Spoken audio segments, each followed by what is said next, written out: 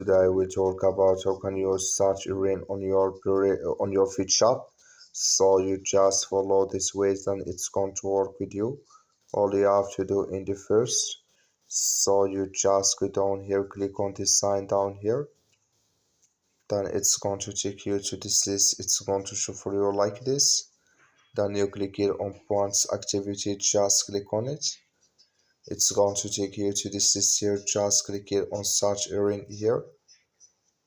So then it's going to show for you a list like this. Just click here on videos in the app. Then it's going to take you here, and here can you snap or check these points here, and here can you get these points in this list here. So here can add receipts to screen.